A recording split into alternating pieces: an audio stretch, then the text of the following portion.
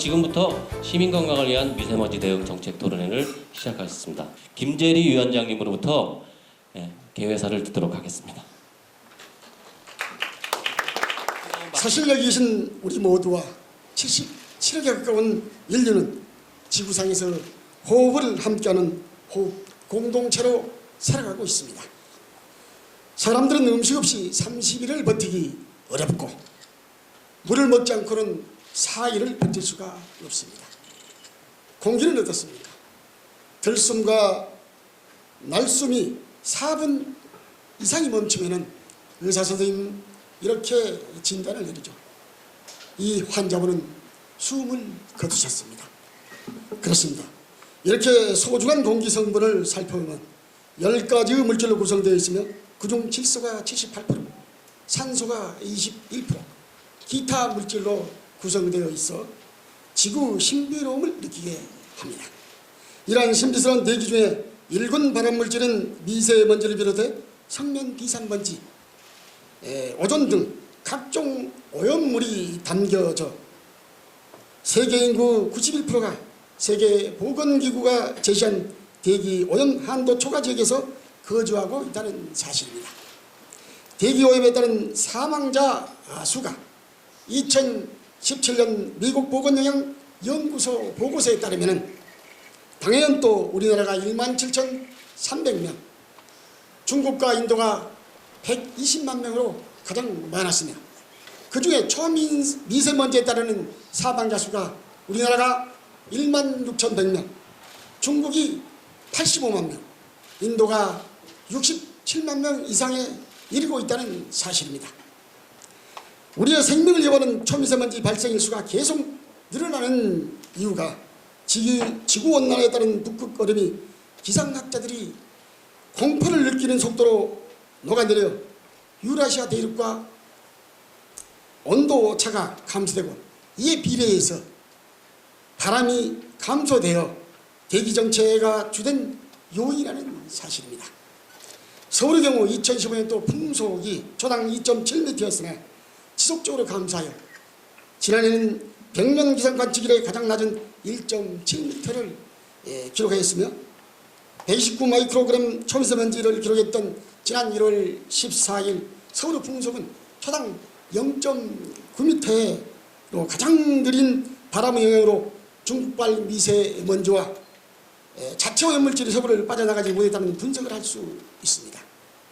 따라서 미세먼지 저감 대책과 더불어 우리 생활의 대부분을 차지하는 실내 공간의 공기질 개선 대책 또한 매우 중요하다고 생각되며 특히 유, 초, 중, 고등학교 학교 교실 공기질 문제가 매우 심각한 현실이고 지난 3월 13일 국회를 통과한 미세먼지 8법 중 지하 역사 등 실내 공기질 측정을 내년부터는 의무화되어 본 토론을 마련하게 됐다는 말씀을 드리면서 인사에 가름하고자 합니다. 귀한 시간 함께해 주신 모든 분들께 진심으로 감사의 말씀을 드립니다. 대단히 감사합니다. 서울시의 김원희 정무부시장님 참석해 주셨습니다. 뜨거운 박수 부탁드리겠습니다. 지난 3월은 유례 없이 미세먼지가 강했죠. 초고농도 미세먼지가 너무나 오랫동안 지속돼서 전 국민들이 굉장히 고통받았습니다. 아이들은 마음껏 놀 수도 없었고 밖에 나가지를 못하게 했으니까요. 그런 것들이 쭉 이어지면서 서울시는 늑장 대응보다는 과잉 대응이 낫다는 자세로 과감하게 미세먼지 대책을 발표하고 있습니다. 지난 4월에는 재난 상황의 미세먼지 대응을 위해 미세먼지 재난 대책본부를 출범했고요. 미세먼지 연구 정책 자문단을 발족시키고 이분들과 함께 서울시 10대 미세먼지 그물망 대책도 발표한 바 있습니다. 오늘 토론의 주제가 그 실내 공기질인데요. 그러니까 주택뿐만 아니라 대형 쇼핑몰, 지하 상가, 지하 역사 이런 곳에 실내 공간이 계속 증가하고 있고 거기서 머무는 시간들이 굉장히 늘고 있습니다. 그리고 오염원들도 갈수록 다양해지고 있다고 합니다. 그래서 이런 것들이 전체적으로 시민 건강에 굉장히 안 좋은 영향을 미치고 있습니다. 환경부에서도 다중이용시설의 미세먼지 기준을 강화하는 등 실내 공기질 기준 강화 조치를 올해 7월부터 시행한다고 하는데요. 오늘 이 토론회가 그런 과정에서 좋은 대책들이 논의되고 서울 시민들을 위해서 양질의 정책들이 발표되고 실행될 수 있는 현실 가능한 대책들이 많이 논의되었으면 좋겠습니다. 서울시에서도 오늘 나온 얘기들을 주의 깊게 듣고 정책에 반영하도록 하겠습니다. 오늘 토론 열띠게 해주시고요. 대책 많이 마련해 주시기 바랍니다. 감사합니다. 우리 환경수자원위원회는 흔히들 한수 위라고 얘기를 합니다. 한수 아래가 아닌 한수 위의 위원입니다. 저희 환수위원회에서는 미세먼지 저감 대책의 정책 토론을 오늘로써 아마 5번째를 하고 있습니다. 그만큼 저희 의회에서는 실효성 있는 시민들이 체감하는 미세먼지 저감 대책이 무엇인가 굉장히 공부하고 노력하고 있다, 이런 말씀을 드립니다. 사실 요즘에 보면 아침에 제일 먼저 일어나서 보는 것이 우리 핸드폰에 미세먼지 상황을 보고 있습니다. 또 일기예보에서도 제일 먼저 나오는 게 뭐 비가 오고 눈이 오는 것이 아니라 미세먼지 농도가 몇 프로고 이렇게 나오고 있습니다. 또 아침에 눈을 뜨면 멀리 산을 보면서 창문을 열어놓을까 말까 하는 현 상황이 누구의 잘못도 아니고 또 우리들의 현실에 맞이하는 이런 심각한 문제에 있을 때 과연 어느 누가 이 문제를 해결할 것인가 깊은 고민에 빠지게 돼 있습니다. 사실 정부나 서울시에서도 미세먼지 저감 대책에 대해서 많은 정책을 쏟아내고 있지만 현실에 아직 뒤떨어지다 생각합니다. 차량 이부제, 그다음에 뭐 마스크 전달 별로 없습니다. 다행스러운 건 오늘 행자부의 우리 과장님, 또 그 환경부, 행안부, 또 보건연구원, 그다음에 학계 많은 분들이 참석하셔서 정말 심도 있고 실효성이 있는 저감 대책에 대한 정책 토론회가 생기지 않나 하는 그런 기대감을 갖게 됩니다. 오늘 이 자리에 보니까 우리 푸른도시국 최윤주 국장님 오셨는데 시장님이 나무 많이 심으시라고 나무 심으시느라 고생하시는데 나무만 심지 마시고요. 나무 말고 더 좋은 거 심을 수 있도록 한번 좀 해주십시오. 정책 토론회 어떻게 하면 더 지원을 해줄 것인가도 한번 연구 좀 해주십시오. 그리고 우리 의원님들, 그 미세먼지 저감은 그 환경수자원위원회만 하는 일이 아닙니다. 여기 많은 의원님들 더 깊은 관심 속에 갖고 계셔서 이번 추경이나 다음 예산 때 우리 미세먼지 저감에 대한 예산을 많이 좀 확보해 주셔서 정말 우리 어른들이, 우리 애들이 편안하게 숨쉴 수 있는 그런 맑은 공기 만드는 데 앞장서 주시기를 다시 한번 부탁드리고, 바쁘신 와중에도 이렇게 참석해 주신 많은 분들께 의원의 한 사람으로서 진심으로 감사드립니다. 오늘의 정책 토론회가 성공적인 정책 토론을 통해서 계속 더욱더 서울시 의회가 주도하는 미세먼지 저감의 그 대책의 그 선도자가 되기를 기원드리겠습니다. 고맙습니다. 저희가 이렇게 미세먼지 토론회 할 때마다 많은 의원님들이 참여해 주시고, 앞서서도 말씀드렸지만 올 추경, 다음 달에 있을 추경에도 미세먼지 관련해서는 최대한 시의 여력이 닿는 최대한 많은 사업을 할 수 있도록 저희가 준비 중에 있습니다. 서울시에서도 많이 도움 주실 걸로 보이고요. 약간 격세지감 같습니다. 예전에는 이런 환경 쪽, 특히 이런 대기질 쪽에 새로운 사업을 하거나 특히 추경하기 상당히 어려웠었는데요. 지금은 오히려 너무 많은 사업을 하도록 해주시고 있기 때문에 오히려 어려움이 있는 것 같습니다. 그래서 항상 제가 일할 때 예산과 인력을 말하는데 예산은 어느 정도 되고 있는데 인력이 어떨까 좀 걱정도 되고, 과장으로서 어려운 게 일을 하면 할수록 저희과 직원들의 삶의 질이 너무 안 좋아져서 이 문제를 어떻게 해결해야 될까. 확실히 미세먼지로 인해서 삶의 질이 안 좋아지고 수명도 주는구나 몸소 느끼고 있습니다. 서울시에서 에너지를 어디서 많이 쓰는지 자료 보시면 가정상업, 수송, 교통으로 나와 있습니다. 가정상업 건물이고 차량이죠. 이런 데서 서울시에서 에너지를 많이 쓰고 있습니다. 당연히 서울시의 온실가스도 대부분은 에너지 분야에서 나오고 있습니다. 여기서 말하는 에너지는 앞에서 말씀드린 건물하고 차량들입니다. 그럼 미세먼지는 어디서 나오느냐? 이건 뭐 지역마다 차이가 있지만 서울 같은 경우는 난방 발전으로 되는 게 30군데, 이게 대부분 건물입니다. 집에서 쓰는 거, 이런 건물에서 씁니다. 그리고 자동차, 건설기계, 이게 어떻게 보면 교통이나 건설과 관련된 것들이죠. 에너지 이용, 온실가스 발생, 그리고 미세먼지의 원인은 서울과 같은 대도시들, 소비 위주 도시에서는 대부분은 우리 사는 생활과 관련된 것들이란 맞습니다. 이런 일상생활하는 우리의 건물에서 우리가 이동하는 교통, 차량에서 나오는 것들이죠. 그래서 어떻게 보면 미세먼지 대책이 에너지 대책과 거의 비슷하고 온실가스 저감 대책과도 거의 비슷하게 갑니다. 물론 미세먼지만의 좀 특수한 몇 가지 대책들이 있지만 기본적으로는 이런 정책들이 다 같이 종합적으로 가야 된다. 그런 의미가 되겠습니다.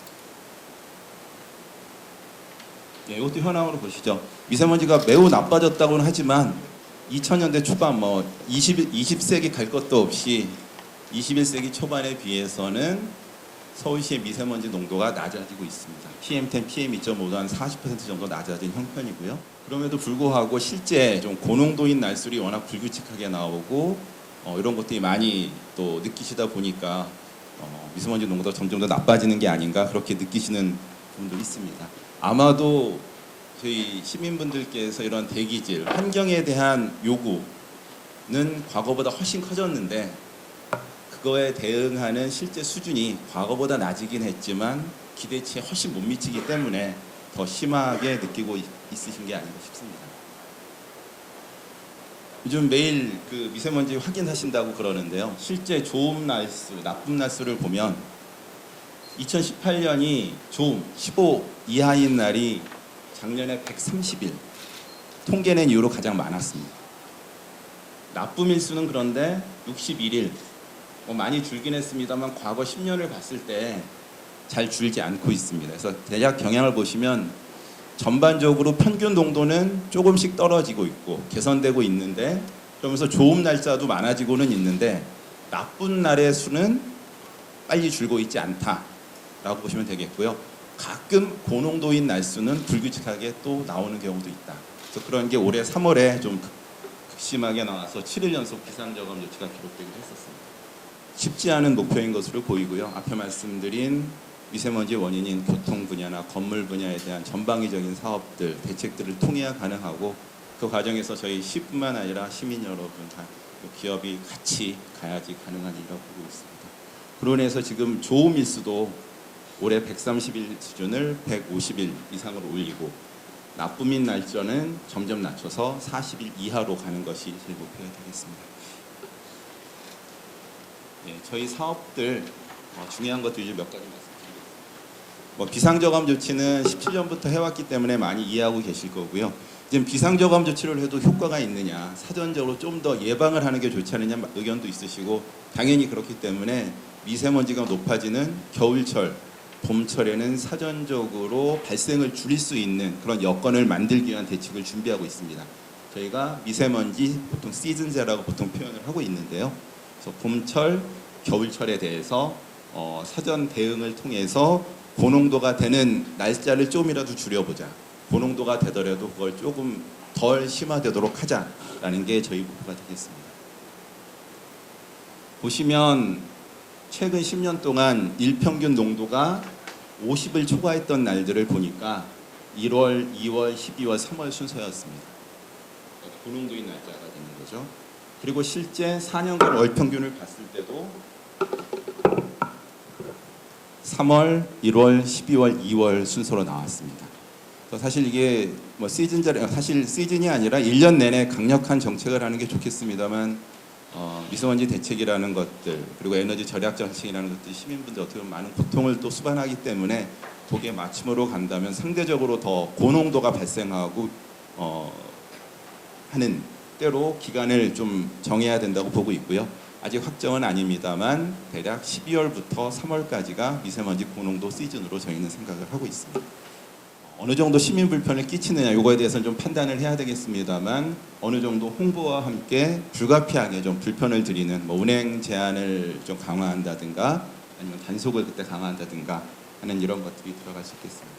다만 이 미세먼지 시즌제 비상저감 조치 들었습니다. 이거는 서울만에 해서 되는 것들이 아니기 때문에 최소한 수도권 지역에서 더 나아가서는 전국 차원에서 시행할 수 있도록 저희가 준비를 하고 있고요. 안 그래도 환경부하고도 이 시즌제를 어떻게 전국적으로 아니면 최소한 수도권에서 적용해 나갈지에 대해서 지금 연구를 진행하고 있습니다. 올 겨울 시즌이 시작되기 전에 사전에 안을 만들어서 다양한 의견 수렴을 할 계획이 있습니다.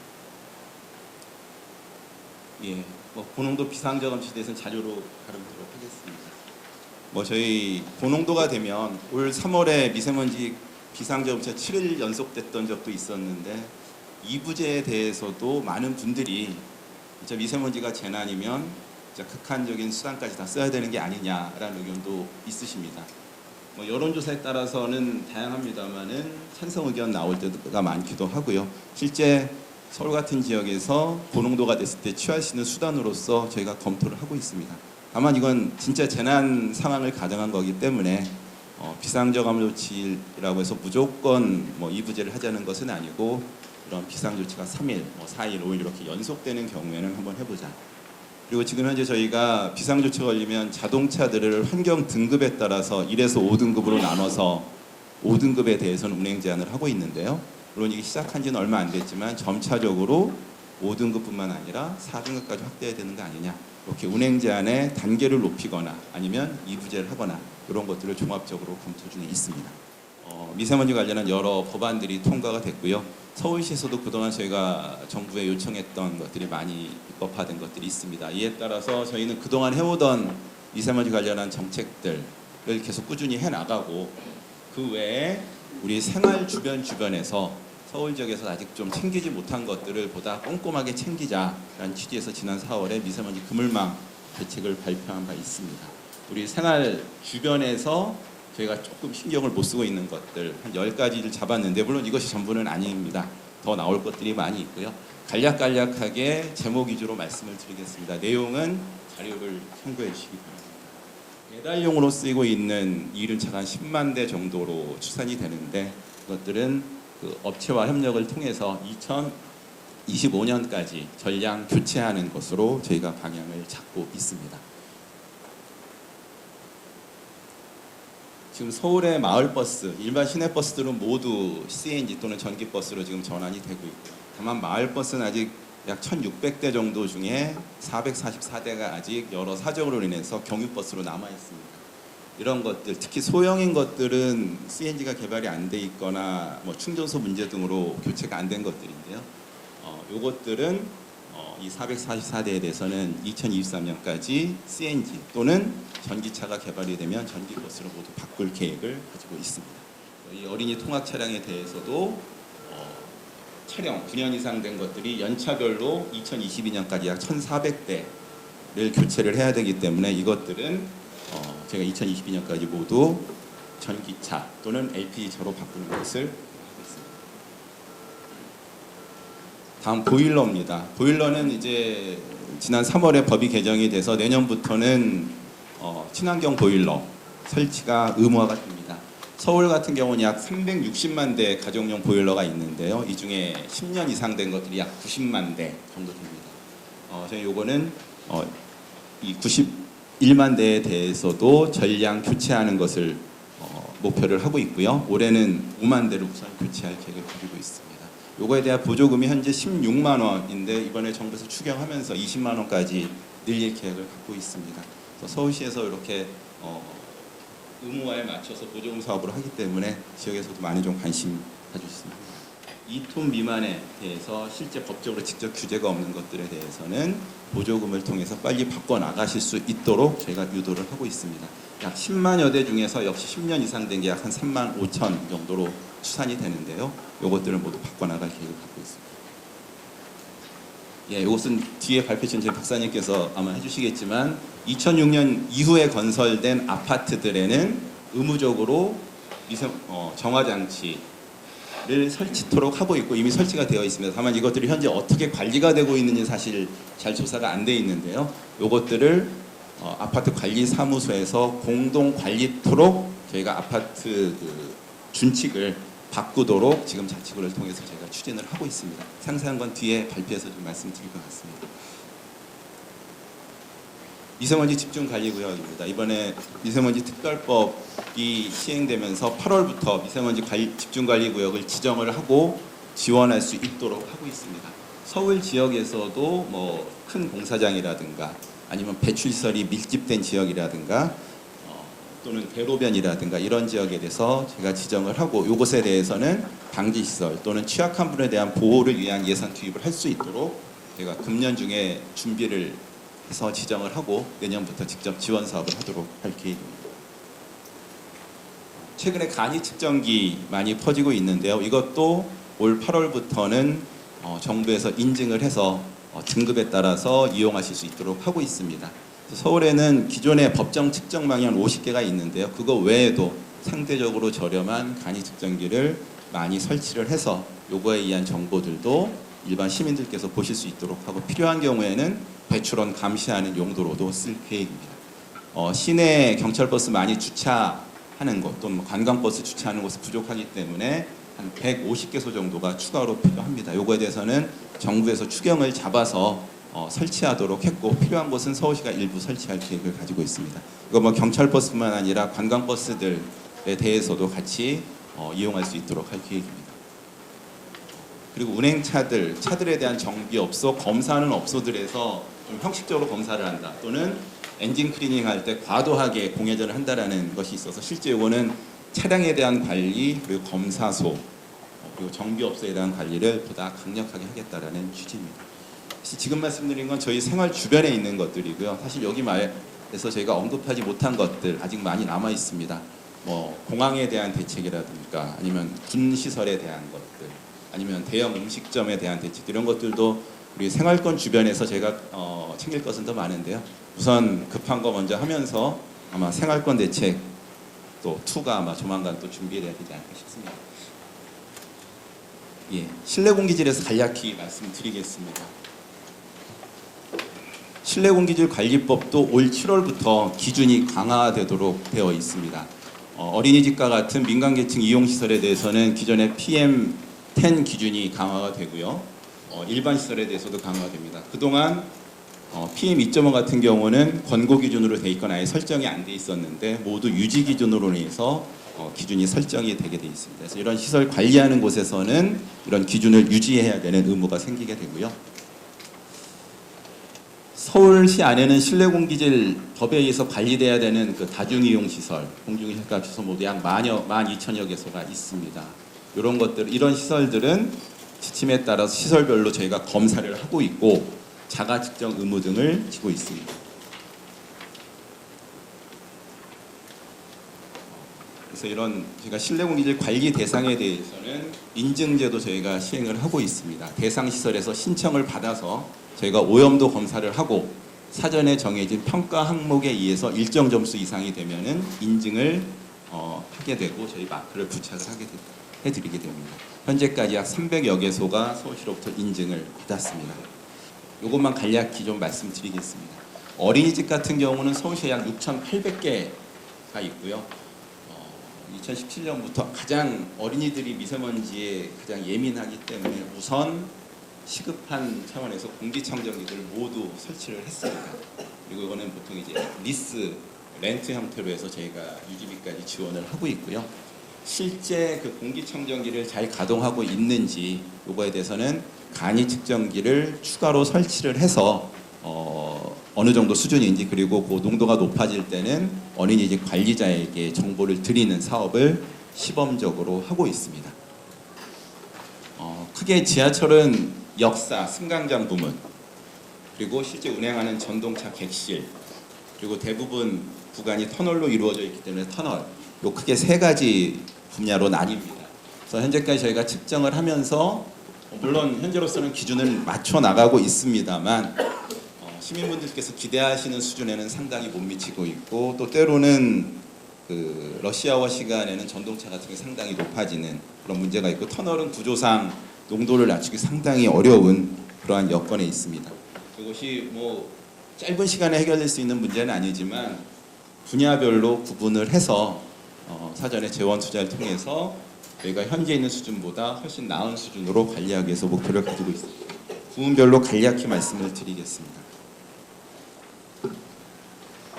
지하 역사입니다. 지하 역사는 서울시에 모두 전 지하철에서 약 209호선을 제외하고 277개 역사가 있습니다. 우선 지하 역사에 대해서 공기질에 대한 또 개선하지 않은 수요가 있으시기 때문에 역사별로 공기청정기 설치 사업을 진행 중에 있습니다. 물론 이것이 아주 근원적인 해법은 아닙니다만 우선 급한 지역에 대해서는 대증적인 요법이 된다고 보고 있고요. 한 20% 이상 저감 효과가 있는 것으로 나타났습니다. 그래서 올해 우선 127개 역에 대해서 설치할 예정이고요. 서울시 예산과 정부 추경을 합쳐서 설치할 계획입니다. 그리고 좀 더 나아가서 현재 지금 저희 강남역에서 시범 사업을 하고 있는데요. 실제 그 공기측정기를 놓으면서 그 역사의 농도를 실시간 감시를 하고 향후에 어떻게 이것이 나빠질지를 사전에 예측해서 이런 공조 시설을 가동할지 아니면 좀 줄일지 이런 것을 보도록 저희가 시범 사업을 하고 있습니다.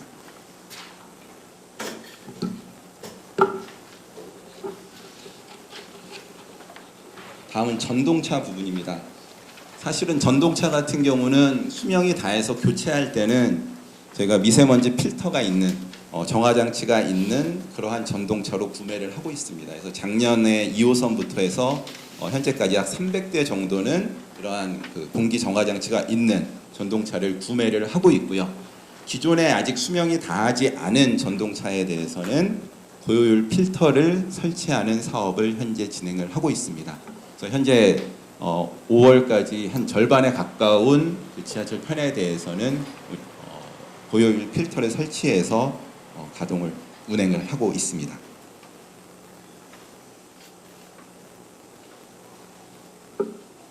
다음 터널입니다. 어떻게 보면 관리하기가 제일 어려운 부분인데요. 서울의 전체 터널 구간이 한 840km 정도가 됩니다. 그 중에 자갈로 깔린 터널이 한 137km인데요. 특히 자갈로 된 부분이 차량이 운행하는 과정에서 미세먼지가 많이 발생하고 있기 때문에 이 자갈 도상을 콘크리트 도상으로 바꾸는 사업도 조금씩 추진해 가고 있습니다. 다만 이것은 시간이 많이 걸리기 때문에 기존의 환기구에서 들어오는 공기를 정화하는 것, 또 나가는 공기를 정화하는 것들도 검토하고 있는데요. 그래서 저희가 양방향 전기 집진 방식이 될 수도 있고 필터 방식이 될 수도 있습니다만은 들어오는 공기 또 지하철에서 오염된 공기를 바깥으로 내보내는 것들을 모두 정화하는 것들을 검토하고 있고요. 이번에 추경의 일부 반영할 계획을 갖고 있습니다. 다음 측정입니다. 앞에도 말씀하신 것처럼 실내공기질법이 개정이 되면서 그 21년도 내후년 3월까지는 지하 역사의 측정기를 모두 설치하도록 법이 의무화가 되어 있습니다. 그래서 현재 지하철역 8개에 대해서 자동 측정기가 설치가 됐는데요. 이번 추경에 최대한 확보를 해서 역시 이거 국비 포함한 사업으로 해서 그 291대를 추가로 저희가 설치할 계획입니다. 설치하게 되면은 시민분들께서 보실 수 있도록 모두 공개를 하도록 저희가 준비를 하고 있습니다. 예, 그래서 이러한 지금 오늘 고농도 일대 평시에 차량 운행 제한을 한다든가 하는 대책들은 좀 별도로 말씀을 드리진 않았는데요. 이런 걸 포함해서 다양한 사업들을 저희가 준비를 해왔고 이걸 할 수 있는 조직도 조금씩 정비를 해나가고 있습니다. 저희 미세먼지 관련한 건 시에 어떻게 보면 전 부서에서 하고 있습니다만은 제일 일선에 있는 게 저희 기후본부고요. 기후본부의 저희 대기정책과 그리고 차량 운행 제한, 그러니까 돌아다니는 차에 대한 대책은 차량공해 저감과에서 관련한 업무를 하고 있고 기후대기과는 전기차나 수소차 같이 보다 친환경 그린카 미래차에 대한 그런 업무들을 해오고 있습니다. 저희 보건환경연구원의 올 초에 대기질 통합 분석센터가 새로 만들어졌습니다. 여기서 예경보나 모델링, 영향 분석 등에 대한 업무를 하고 있고요. 서울기술연구원에도 관련한 연구를 할 수 있도록 현재 인력을 있고 보다 더 추가할 계획을 갖고 있습니다. 그래서 직접적인 이런 재난대책 본부장으로서 역할을 하시고 시에 있는 모든 부서 그리고 자치까지 포함해서 정해진 역할을 하도록 그 재난 대응 체계도 새롭게 만들었습니다. 앞에 연구에 대해서 말씀드렸는데요. 서울에 있는 서울연구원, 서울기술연구원, 그리고 보건환경연구원 3개 연구원에서 모두 미세먼지 관련해서 부분 연구를 하고 있습니다. 다만 앞으로는 제가 급하게 생각하는 연구들, 지금 말씀드린 지하철이나 지하공간에 대한 연구들, 서울시내에 있는 배출원에 대한 연구들, 앞으로 해야 될 것들이 많기 때문에 이 3개 연구소가 통합하는 그 미세먼지 연구소를 우선 저희가 급하게 꾸렸고요. 어제 개소식을 했습니다. 그리고 미세먼지 연구소를 통해서 저희가 시민건강부와 관련된 여러 가지 연구들을 추진하게 해 나갈 것입니다. 요약해서 넘어간 것들이 많은데요. 자료회의에서 많이 참고해 주시기 고맙습니다.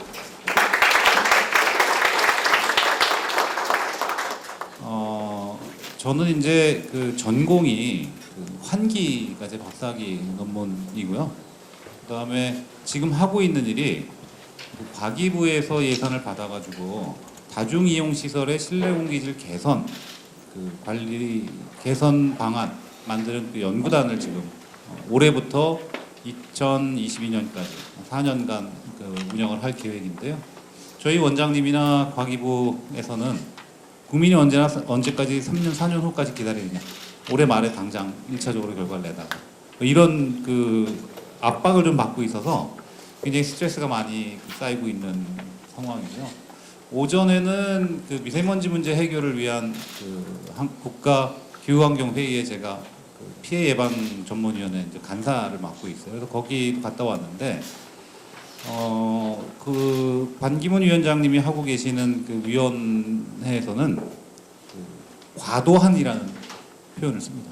과도한 대책을 내놓았으면 좋겠다. 근데 오늘 서울시에서는 과감한 대책을 아까 말씀을 해주셔서 굉장히 좀 부담이 되는 그런 상황이긴 합니다만 그 실내 공간에서의 환기 문제는 굉장히 중요한 문제라고 생각을 해서 오늘 간단히 좀 말씀드리도록 하겠습니다.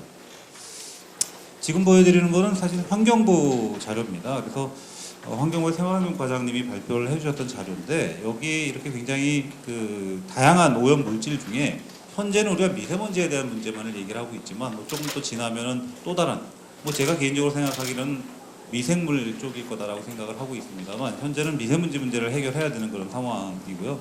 미세먼지가 건강에 미치는 영향은 아까 우리 이재리 위원님도 굉장히 말씀을 잘해주셔서 잘 알고 계시고 앉아 계신 분들이 충분히 그 언론 보도 등을 통해서 자료가 있을 거라고 생각을 해서 넘어가도록 하겠습니다. 좀 전에 말씀드렸던 이 기밀 관련된 문제입니다. 제가 한국을 대표해서 국제회의에 참석하는 게 두 개가 있는데요. 하나는 세계 표준화 기구 ISO의 이제 TC146의 실내 공기 인도 에어 쪽에 하나 있고요.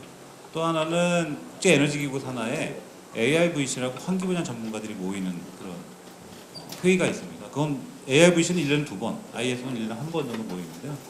그 AIVC에서 어떤 일이 있었냐면 한 7, 8년 전에 전 세계 OECD 국가들입니다. 대부분 한 15개국에서 그 나라 환기하고 전문가들 한 사람씩 데려다가 자국의 환기와 기밀 관련된 트렌드를 발표하는 30분 정도씩 발표하는 시간이 있었어요. 근데 15개국에서 이제 한 사람씩 발표를 했는데 이 기밀 성능 기준이 없는 나라가 우리나라하고 포르투갈 뿐이었어요. 포르투갈도 공항에서 제가 한번 내릴 때 보니까 공동주택들이 굉장히 많았는데 뭐 그런 특징도 있는 것 같습니다. 그래서 제가 발표를 하니까 안에서 듣던 그 전문가들이 질문을 했던 게 요즘은 그 유럽이나 미국 전문가들도 우리나라 주거 환경이 어떤지 잘 이해를 하고 있어요. 그래서 아니 한국 같은 나라에 왜 기밀 성능과 관련된 제도가 없느냐라고 얘기를 하길래 제가 대답할 말이 별로 없더라고요. 그래서 뭐라고 대답을 했냐면 당신들도 잘 알다시피 우리나라는 철근 콘크리트 구조의 그 공동주택이 대부분이기 때문에 원래 기밀하다. 그래서 그 국민들이 기밀에 대한 마인드가 없어서 기밀 기준이 없다라고 얘기를 했는데 뭐 반은 틀렸고 반은 맞는 말입니다만 이 기밀 성능 기준은 굉장히 중요한 부분이어서 여기 잠깐 보시면 알겠지만 여기 이제 학교 건물입니다. 창문을 닫았는데 틈새가 이만큼 있어요. 그러면 거기다가 환기 설비를 설치하든 공기청정기를 설치하든 아무 의미가 없습니다. 그래서 그런 부분들을 먼저 해야 될 것이라고 저는 판단을 하고 있고요. 그렇게 기밀하게 만들어놔야 에너지도 절약하고 환기의 효율도 높일 수 있다고 생각을 하고 있습니다. 근데 이제 문제는 우리가 대부분의 사람들이 거주하고 있는 공동주택에 뭐 지금 보여드리는 것처럼 이제 여러 가지 좀 문제점들이 있습니다. 저가 제품들을 갖다가 설치하니까 성능도 안 나오고 뭐 국민들이 잘 사용도 하지 않고 뭐 이런 문제들이 발생을 한 거라고 판단을 하고 있습니다. 사실 지금 전국적으로 실태조사 한번 해보면 굉장히 난리가 날 것 같다는 생각이 들고 있습니다. 근데 그 중에서 제일 큰 것이 뭐 우리가 지금 이 실내 공기질 문제를 해결하기 위해서는 환기를 해줘야 되는데 밖에 고농도 그 황사 또는 미세먼지 상황에서 환기를 해주면 오히려 더 나빠질 수도 있는 문제여서 그런 부분들을 어떻게 관리할 거냐 하는 건데요. 지금 보여드리는 이 표가 제가 어디 가서 발표할 때 제일 많이 쓰는 표인데 실내 공기질을 쾌적하게 해주는 방법은 이 세 가지 방법이면 제가 자신 있게 말씀드릴 수 있는 어떤 방법이든지 해결할 수 있다고 생각합니다. 첫 번째가 오염먼지예요죠. 근데 미세먼지 지금 오염먼지가 안 되고 있습니다. 그래서 지금 문제가 되는 것이고, 두 번째가 실제 실내 같은 경우는 환기만 잘 시켜주면 대부분의 오염 물질들을 해결할 수 있습니다. 제가 좀 전에 잠깐 말씀드렸던 미생물 중에 곰팡이 같은 것들은 실내에서 발생이 없고 또 그 PM2.5도 대부분 외부에서 들어오는 건데 그런 부분들만 잘 걸러준다고 하면 환기를 통해서 실내 환경을 쾌적하게 할 수 있죠. 사실 이 공간 내에서 지금 실내 공기질이 별로 좋아 보이진 않습니다. 왜 좋아 보이지 않을까요? 사람이 많기 때문이잖아요. 첫 번째 오염먼지는 여기 한 두 줄 정도는 일어나서 나가세요 하면 여기 실내 공기질 좋아지는데 그렇게 할 수 없어서 쓰는 방법이 환기고요. 환기까지 했는데 저 구석에 앉아있는 계시는 분들이 공기가 안 좋다라고 할 때 쓰는 방법이 공기청정기하고 필터 같은 제거 제어를 하는 관련 부분이어서 이런 부분들을 세 가지만 잘 관리를 하면 큰 무리 없이 저는 실내 공기질을 관리할 수 있다고 생각을 합니다. 에너지를 많이 쓰면 좋아집니다. 근데 에너지를 많이 쓰면 무슨 문제가 생기죠? 발전소 또 줘야 되거든요. 그럼 거기서 미세먼지 또 나오는 문제가 생길 수 있어서 항상 그 조화도 좀 필요한 거라고 생각을 합니다. 우리나라 같은 경우는 대부분의 그 공동주택에 열외선 환기 설비가 설치되어 있어요. 70에서 80% 정도가 열외선 환기 설비가 설치되어 있는데 아까 말씀드렸던 것처럼 이렇게 다양한 기술들이 적용되고 있습니다. 근데 요즘은 이제 제습 환기, 청정 환기, 또 뭐 클린 환기, 그다음에 욕실 주방하고 연동된 환기, 그리고 센서와 같이 연동된 환기, 그다음에 미세먼지 센서를 이용을 하는 뭐 이런 여러 가지 기술들이 적용이 되고 기술들이 개발이 되고 있습니다. 개발이 되고 있는데 이런 것들이 잘 적용이 안 되고 있어요. 근데 적용이 안 되고 있는 건 앞으로 돌아가서 저가로 법에 만족하는 것만 갖고 와라 하다 보니까 실제로 기술들은 개발이 되고 있는데도 불구하고 효과들이 안 나타나고 있는 것이고요. 뭐 다양한 기술들이 지금 업체에서 제공한 기술들을 제가 그대로 보여드리고 있는 건데 이 열외선 환기 정치가 아주 뭐 하이테크 기술이 아닙니다. 로우테크에 가까운 기술이어서 기술이긴 하지만 그 성능들을 높일 수 있는 그런 여지들이 많이 있습니다. 이렇게 뭐 바닥열을 이용한 것들까지 포함해서 많이 개발을 하고 있는데 최근에 우리나라를 비롯해서 선진국의 동향은 붉은 색으로 표시한 것처럼 IoT를 연동하는 기술인데 아직까지는 잘 적용되고 있지 않는 거가 아닌가 하는 생각이고요.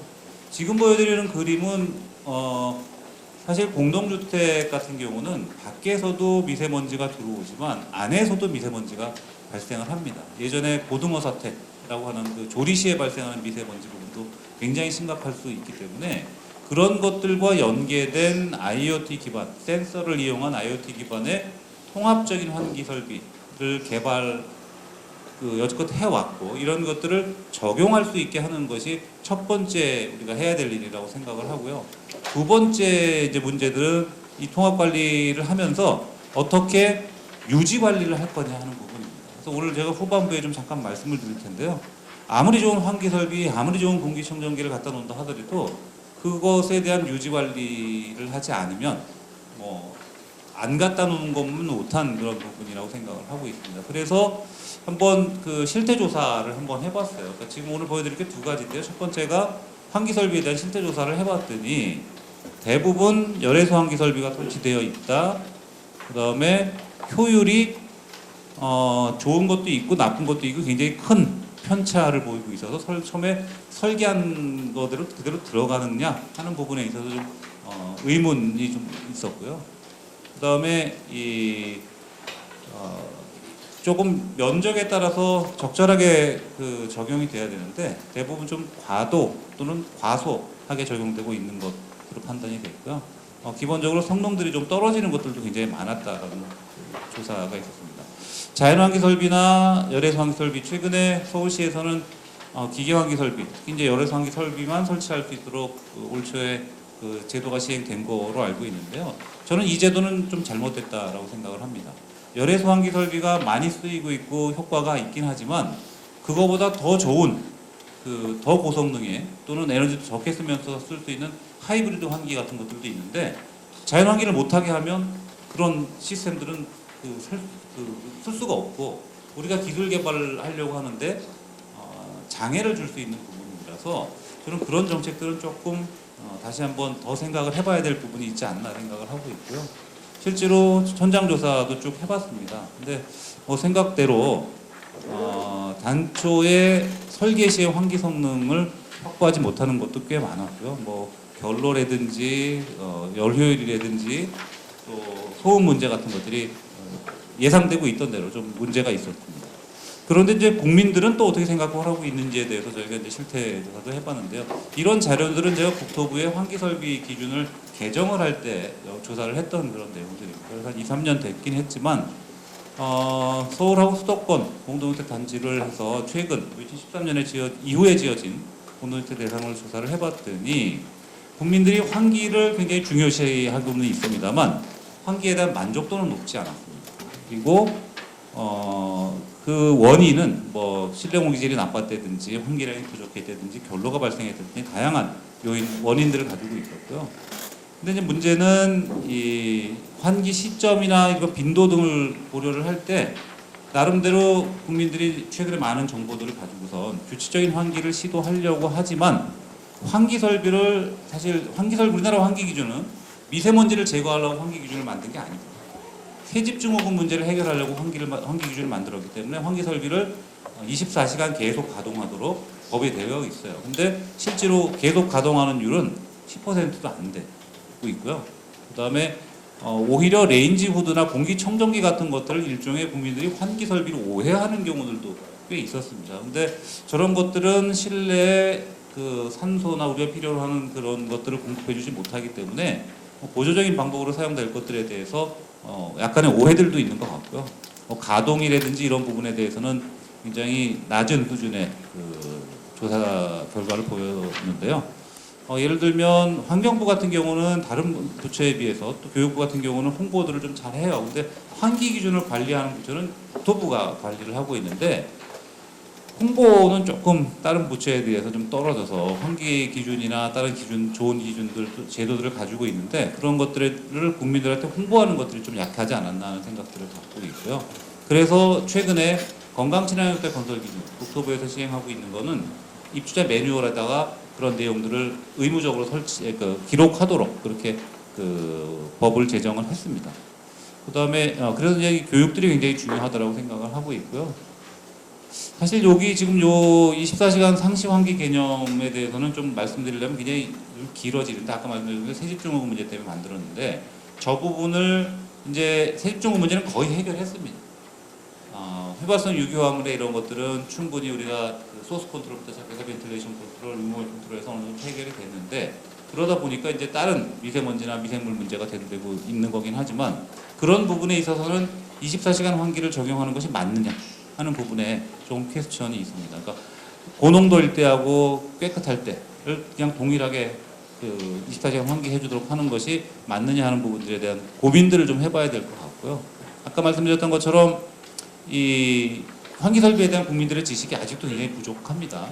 최근 작년 올해 언론에서 뭐 저랑 몇몇 전문가들이 많이 그 얘기를 해서 조금 나아지긴 했습니다만 청소나 유지 관리에 대한 부분들이 인식이 아직 상당히 낮은 것으로 조사가 됐고요. 네, 마찬가지 필요성입니다. 그래서 지금 말씀드리는 거는 아까 서두에 말씀드린 기밀 성능에 대한 부분인데요. 기밀 성능에 대한 조사도 저희가 전국적으로 좀 해봤습니다. 근데 전국적으로 해봤더니 요게 우리나라 수준이고요. 요게 이제 주요 선진국들, OECD 국가들 대부분인데 위로 올라가면 나쁜 거고 밑으로 내려가면 좋은 겁니다. 근데 우리나라는 딱 중간쯤에 위치하고 있었어요. 근데 요 낮은 나라들은 북유럽 국가나 캐나다나 우리보다 위도가 좀 높은 나라들, 에너지를 많이 쓰는 나라들은 기밀하도록 그 제도들을 가지고 있고 그렇지 않은 나라들은 조금 그 단독주택들을 많이 활용하고 있는 나라들은 좀 높은 수준이었는데 우리나라가 공동주택이 주로 된다고 하면 이게 사실 요 정도 수준까지 저는 낮아졌으면 좋겠다라고 생각을 하고 있어요. 그러니까 뭐 수치로 얘기하면 지금 한 여기 말씀드렸던 것처럼 2.8 정도 되는데 저게 한 2 정도 이하, 2 정도 이하로 좀 내려와야 사실 건물이 기밀하면 틈새로 들어오는 미세먼지도 막아줄 수 있고 에너지 효율, 환기 효율 이런 것들이 전반적으로 높아질 수 있기 때문에 그런 것들을 하는 것이 굉장히 급선무다라고 하는 거고요. 또 하나가 이제 유지 관리 문제가 되겠습니다. 필터 말씀드렸듯이 제대로 교환 안 해주면 안 하는 일만 못하는 거고요. 환기 설비 같은 경우에는 에너지 문제 때문에 팬의 효율도 굉장히 중요하게 생각을 해야 되고 에너지 효율을 높이기 위해서 설치되고 있는 열교환 호자들도 유지 관리에 대한 필요성들이 굉장히 있습니다. 이 자료는 잘 안 보이실 텐데요. 최근에 논란이 되고 있는 지금 그 주거용도 마찬가지고 학교 교실도 마찬가지인데 특히 이제 교육부에서 진행하고 있는 학교 교실 또는 어린이집 이런 쪽에서 지금 어느 정도의 필터를 써야 미세먼지를 저감할 수 있느냐 하는 거예요. 그러니까 국민들의 눈높이는 굉장히 높아서 헤파 필터 이상을 설치하기를 원하고 있습니다. 근데 헤파 필터라고 하면 어디냐 하면 여기에요. 병원에 적용합니다.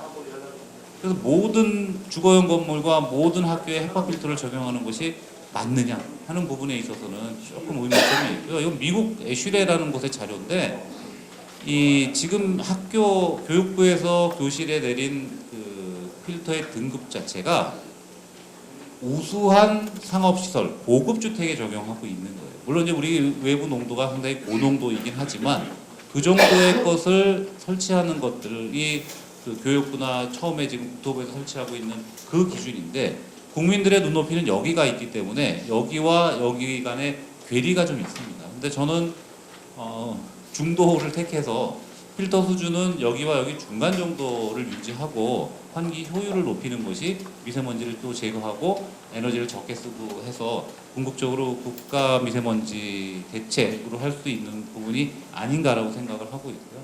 지금 마지막 말씀드릴 게 이건 좀 날짜가 옛날 날짜긴 합니다만 아까 우리 권민 과장님께서 굉장히 또 서울시에서 굉장히 좋은 대책 정말 이 대책은 잘했다라고 생각을 한 게 3월 달에 발표한 아파트 관리 규약에 유지관리 관련된 내용들을 넣은 겁니다.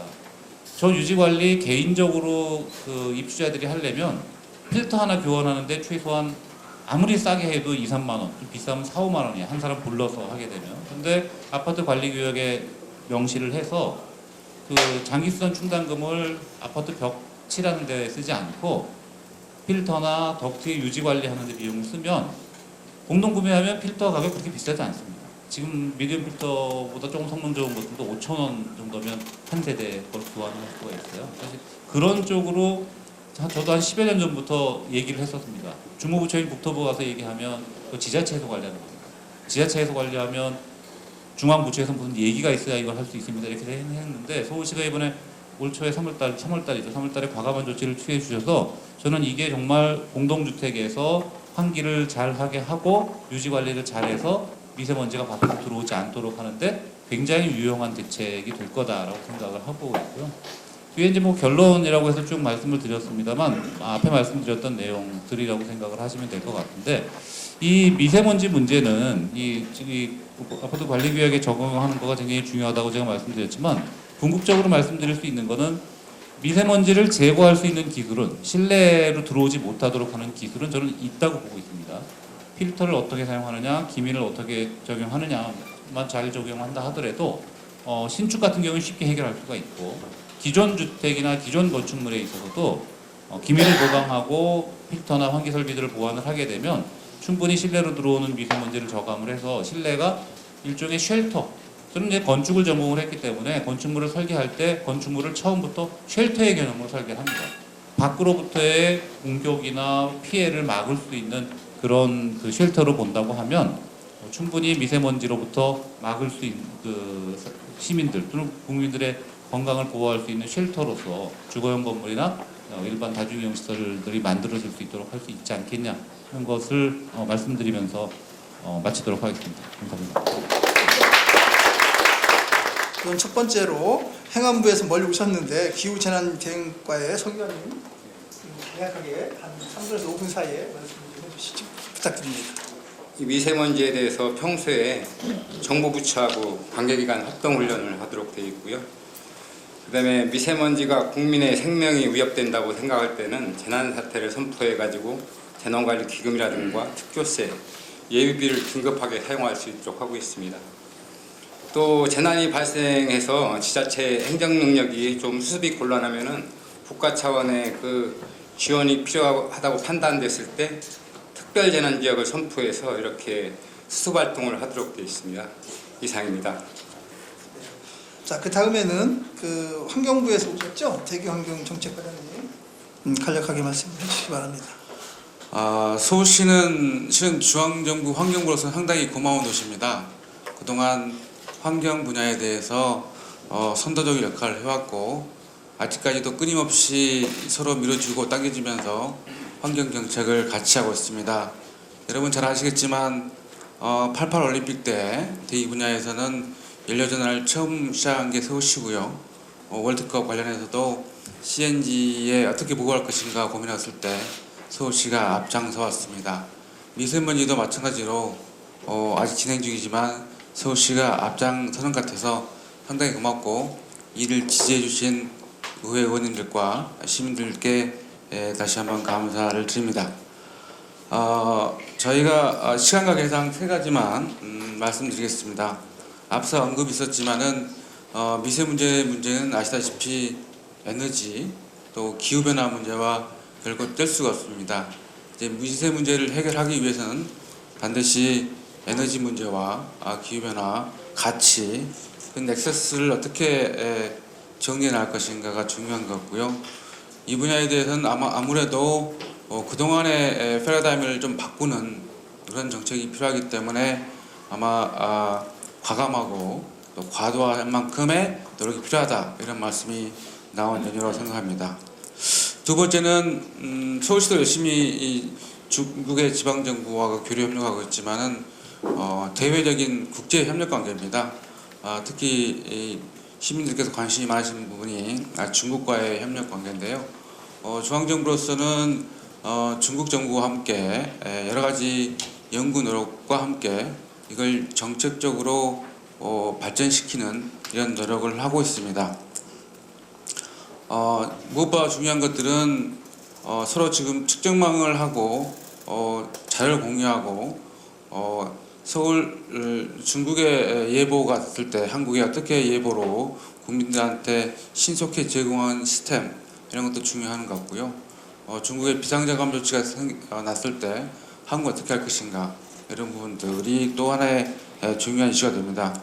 하지만은 중국과의 협력 문제에서 간과하지 말할 부분들은 미세먼지 영향이 중국에 영향이 있는 것들은 누구나 아는 사실이지만 그 정도의 영향 여부를 갖고 논하는 것보다도 각국의 국민들을 위해서 서로 얼마만큼 뛰어나갈 것인가가 중요한 이슈라고 생각합니다. 마치 우리가 기후변화 협약을 할 때 비자발적이지만 나름대로 국가 목표량을 정해서 온실가스를 줄이는 것들이 하나의 중요한 사례라고 볼 수가 있고 이런 부분에 대해서 더디지만은 중국과 협력을 강화하고 있으며 아울러서 중국의 문제에 대해서는 국제사회에 같이 공론화시킴으로써 중국도 여기에 적극적이게 동참할 수 없는 그런 분위기를 만들어가고 있다는 것들을 말씀드리고 마지막으로 무엇보다 더 중요할 수 있습니다. 우리 국민들, 시민들의 협력이 중요합니다. 중앙정부만 미세먼지 해결할 수가 없죠. 지방정부도 마찬가지일 것입니다. 여기 있는 모든 분들 그리고 무엇보다도 소리 없이 일터에서 뭔가 일하시는 국민들이 같이 실천했을 때 저희 이런 미세먼지를 해결할 수 있습니다. 아시겠지만 저희는 미세먼지뿐만 아니라 여러 가지 환경 문제를 해결한 사례가 많습니다. 그것들은 다 국민들과 함께 했을 때 그 성과가 나타났던 것을 잘 알고 있기 때문에 미세먼지에 대해서도 새로운 시민사회, 시민 네트워크를 구축해서 이런 부분들을 해결하는 데 중앙정부로서 최선을 다한 것을 말씀드리겠습니다. 감사합니다. 뭐 중국 공기 다르고 한국 공기 다른 거 아니잖아요. 같이 공동으로 호흡하는 공기는 국경이 없다라는 말씀을 또 함께 드리고 싶습니다. 자, 그 다음에는 우리 서울시 보건환경연구원의 생활환경팀장으로 계신 권수미 팀장이 발표가 있겠습니다. 앞서 그러니까 이은규 당장님과 권민 과장님을 비롯해서 뭐 미세먼지 특별법, 뭐 미세먼지법, 그리고 재난안전법 이렇게 근간을 마련하기 위해서 이때까지 숨차게 달려온 온 것으로 알고 있습니다. 그러나 저희가 이것이 끝이 아니라 더 큰 숙제들이 많이 남은 걸로 알고 있습니다. 오염원을 제거하기 위해서 생활권 내 촘촘 미세먼지 이제 관리를 그물망 대책으로 이제 최근에는 냈고, 서울시에서도 이렇게 많은 대책을 내고 있는데, 저희는 현장에 가보면은 이게 크게 장단기로 대책이 동시에 나가야 되는 것으로 느끼고 있습니다. 장기적으로는 물론 뭐 설계부터 시설 구조 개선에서부터 이거는 장기적인 문제인 것이고요. 그리고 급박하게 단기적으로 해야 될 것들은 아마 지금 청정기를 주로 이제 하고 있는데요. 그러니까는 장단기를 동시에 해야 되는데, 장기적인 것도 중요한데, 이것과 더불어서 지금 예산이나 인력이 항상 문제가 되기 때문에 시설을 완전히 개선하지 못할 시에 지금 있는 시설로 어떻게 유지 보수를 하느냐도 굉장히 중요하다고 생각합니다. 그래서 지금 지하 역사나 아니면은 터널이 굉장히 문제라고도 하고, 그것을 어떻게 관건이라고도 하는데, 터널이나 지하 역사 아니면은 다중이용 시설에 대해서는 지금 할 수 있는 유지 관리를 그 현장의 관리자나 아니면은 담당자가 모르는 경우가 많습니다. 그래서 저희는, 그러니까 물론 시민들의 요구가 높아지는 것도 맞는데, 이 현장에서의 담당자들의 교육과 그리고 홍보가 굉장히 중요한 것으로 느껴지고 있습니다. 마치겠습니다. 유지 관리 문제도 언급을 하셨고요. 자, 그 다음에는 한국환경정보연구센터 회장 이재성 회장께서 말씀해 주시죠. 미세먼지 관련 이 행사, 학술 행사, 토론회, 세미나, 지금 오늘도 아마 서울시에서 비슷한 행사가 이 시간에 진행되고 있는 걸로 알고 있는데요.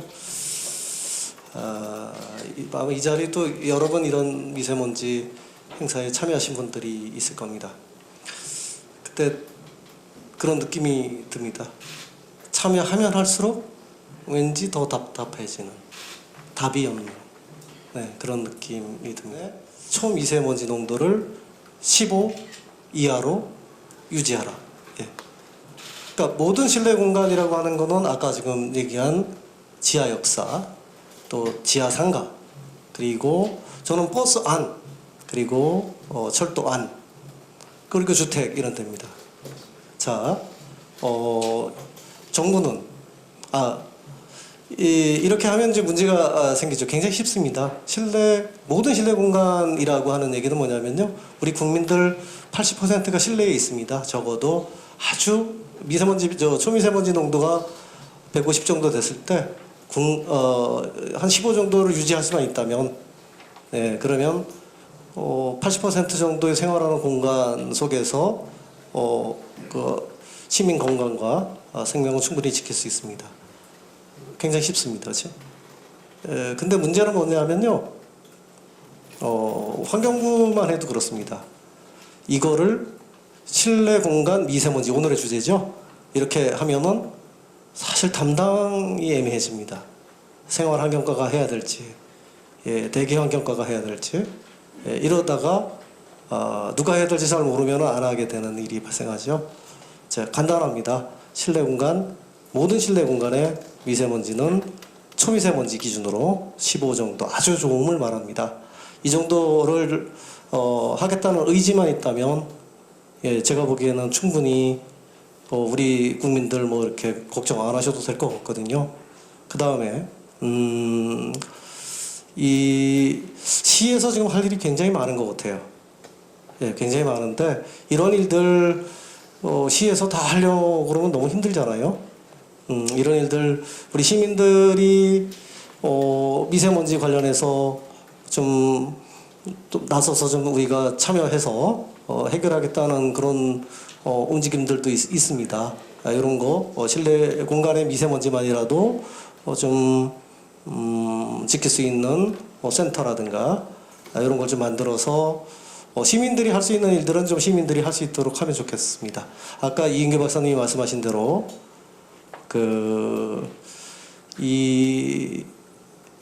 무슨 말씀하셨더라? 예, 이인규 박사님이 말씀하신 대로 실내 공간의 미세먼지를 지키기 위해서는요, 아주 간단합니다.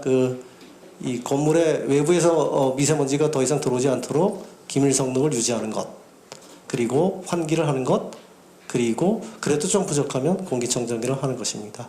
예, 굉장히 우리는 간단한 해법을 갖고 있음에도 불구하고요, 이런 일들을 실제로는 안 하는 게 좀 많은 것 같아요. 그리고 아파트의 환기 시설들이 전부 다 있습니다. 거의 새로 2010년도 입주한 것들은 의무화되어 있었기 때문에 다 있는데, 이런 것들도 캠페인 누가 해야 되거든요. 실내 공간 미세먼지를 지키기 위해서도 그렇고요. 이런 캠페인들도 우리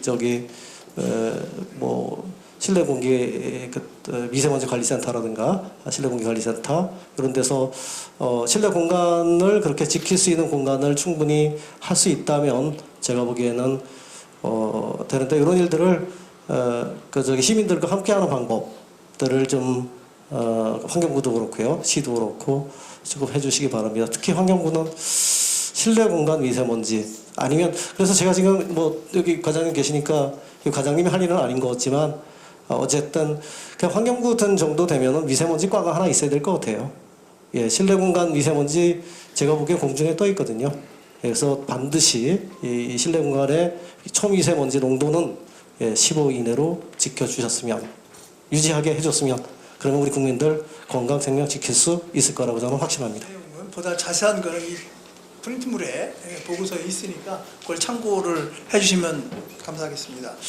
자, 그리고 우선 일단 토론자의 말씀들을 전부 다 듣고, 또 질문하신 분들이 오늘 꽤 많아요. 굉장히 많아서 이거를 다 하면은 아마 오늘 4시 아니라 오늘 밤 새워도 못할 것 같으니까 우선 시간 되는 데까지 순서별로 이렇게 질문을 받은 거를 질문하는 거로 이렇게 하고요. 오늘 일단은 여기 나오신 토론자분 또 두 분이 못 하셨는데 하겠습니다.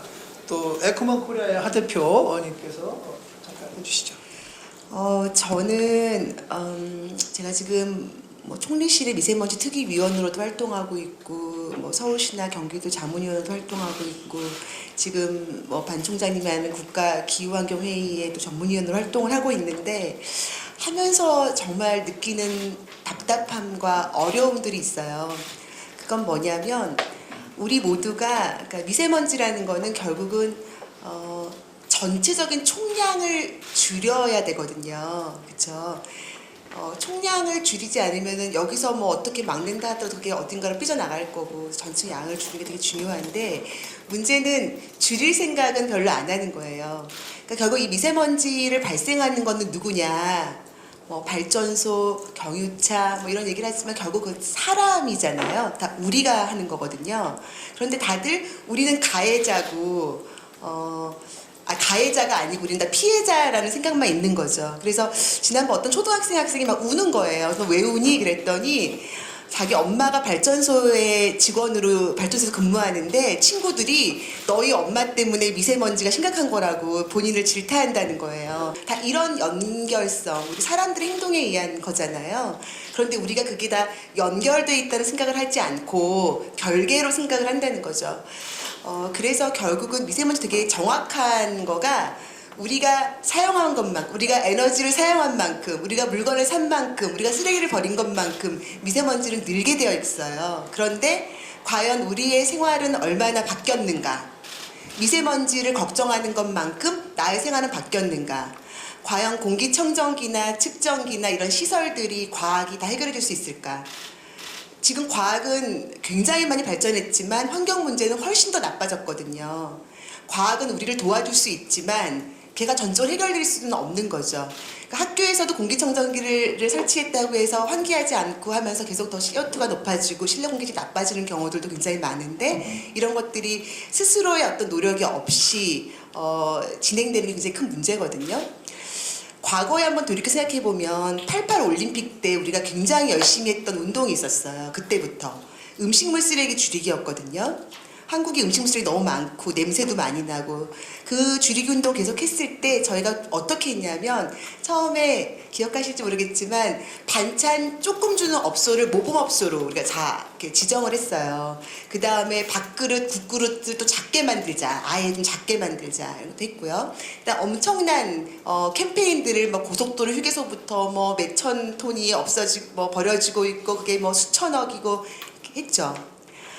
근데 모범업소를 붙인 식당들은 다 망했어요. 왜냐면 우리는 문화가 이렇게 많이 주는 문화예요. 지금은 이제 조금씩 변화가고 30년 전부터 거의 있으면 30년이 됐는데 그때 그거를 단순한 캠페인이나 하드웨어를 바꾸는 거에 그치지 않고 정말 어렸을 때 유치원생부터 어린이집, 유치원, 초등학교, 고등학교 이렇게 해서 교육과 연결했다 그러면 문화가 바뀌었을 텐데 우리는 워낙에 이 제도의 문제도 있어요. 워낙 그 성과 위주로 이제 평가를 하다 보니까 교육이라는 거를 바로 성과를 낼 수가 없다라는 문제 때문에 어려움들을 많이 호소를 하시는데 꾸준히 가야 될 수밖에 없는 문제인 거죠. 그래서 그런 걸 돌이켜본다면 저는 지금 정부도 지자체도 국민도 다 미세먼지에 온통 관심이 있어요. 정말 지금처럼 이렇게 초미의 관심과 언론의 집중을 받는 환경 문제는 드물었을 정도예요. 근데 어떤 과거에는 국민과 정부와 지자체가 모두 한 마음으로 관심 갖지는 않았어요. 이거는 정부는 관심이 있는데 국민은 별로 관심이 없고 그랬거든요. 근데 왜 한 마음인데 안 될까? 왜 한 마음인데 안 될까요? 저는 한 마음인데 안 되는 이유의 가장 중요한 거는 국민들이 관심은 있지만 잘못 알고 있는 게 많은 거예요. 그렇다 보니까 정책 수용성이 매우 떨어지는 거죠. 그러니까 200만 원 주고 공기청정기는 사도 10,000원을 내고 전기료는 못 내는 거예요. 훨씬 10,000원만 내는 것이 전 국민이 함께 동참해서 에너지를 줄이는 것이 훨씬 더 가까운 해결책임에도 불구하고 저희는 우리가 알고 있는 일반적인 상식은 중국에서 온 거고 나는 피해자일 뿐이고 이게 나의 행동과 연결돼 있다는 연결성도 잘 모르는 거예요. 나쁘다는 것만 아는 거죠. 그래서 저는 느린 것 같지만 가장 빠른 길이 제대로 된 소통과 교육이 중요하다는 걸 좀 강조를 하고 싶고요. 이번에 제가 경기도 특정도를 얘기해서 그렇지만 거기도 미세먼지 예산이 1조 7천억이 잡혔는데 굉장히 대부분의 돈이 공기청정기와 측정기를 설치하는 기계 하드웨어적인 거에 이제 치우쳐 있어요. 뭐 학교에 대한 교육 예산이라든지 사람들에게 어떤 소통을 통한 인식 개선 이런 것들은 거의 없거든요. 그러니까 그런 게 굉장히 걱정이 되죠. 왜냐하면 그거는 도와줄 수 있는 보조적인 수단이지만 근본적인 해결책은 아니거든요. 결국은 우리가 바뀌지 않고서는 미세먼지를 해결할 수 없는데 우리 스스로를 바꾸는 노력에 대해서 되게 등한시하고 그런 과학의 힘만 믿으려고 하는 경향이 있지 않은가라는 우려를 좀 제가 하고 싶고요. 그 다음에 이제 또 하나는 기존에 저는 이제 있는 법들이 되게 좋은 법이 많아요. 대한민국이 굉장히 환경 관련된 촘촘한 법들이 나름 있는데 예를 들면 공회전 금지법 이미 있거든요.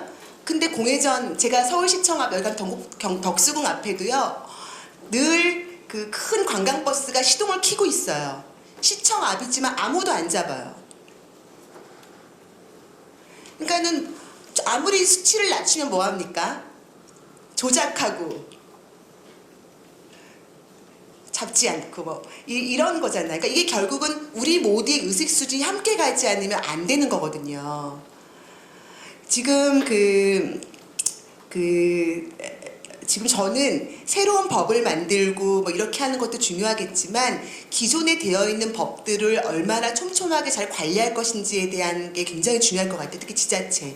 얼마 전에 여수산단 같은 경우에도 그 큰 대기업들의 굴뚝에서 나오는 대기업 조작을 다 했잖아요. 근데 그게 다 지자체에서 관리할 수 있는 영역이지만 잘 되어 있지 않았거든요. 결국은 이제 중앙부처에서 기동대가 가서 그거를 이제 잡은 케이스인데 할 수 있는 권한과 역량이 굉장히 많이 있음에도 불구하고 기존의 것들을 촘촘히 잡지 못하는 부분들이 많고요. 뭐 트럭 같은 경우에도 달리면서 얼마나 많은 그 덤프 트럭 같은 날리고 있는데 그거 잘 커버해야 되지만 잘 안 하고 있어요. 그러니까 그런 건 별거 아니고 무지 큰 대단한 특별한 것들이 뭔가 해결해 줄 수 있다? 그렇지 않거든요. 그래서 저는 기본적으로 우리의 생활 패턴이 바뀌지 않으면 내가 얼마만큼 바뀌었냐만큼 내가 바뀐 것만큼 미세먼지가 줄 거라 생각하고 기존에 나와 있는 여러 가지 좋은 법들을 좀 더 지자체에서 촘촘히 관리해서 해야 될 게 너무나 많다. 그런 부분들을 더 자세히 해주시기를 기대하면서 일단 토론 마치겠습니다. 자, 그 다음에는 마지막으로 우리 김재리 의원님께서 발제가 있겠습니다. 미세먼지에 대해서는 정말로 저희들이 다 알고 있다시피 발생 원인은 다 알고 있거든요. 우리 삶의 질을 높이기 위해서 화석연료를 연소하는 과정에서 먼지의 원인 물질이 가장 많이 발생하는데 결론적으로는 그로 인해서 우리 삶의 질이 떨어지고 있기 때문에 이 부분을 저희들이 어떻게 해결할 수 있을까 매우 고민스러운 이런 말씀을 드리고요. 수도권을 보면은 역시 2,600만이 사는 우리 수도권에서는 자동차가 많고 그로 인한 경유차에서 미세먼지 발생원이 가장 많다고 볼 수 있고요. 서울은 발전에서도 있었습니다만 난방 분야에서 가장 많이 발생하고 있다는 말씀을 드릴 수가 있고요.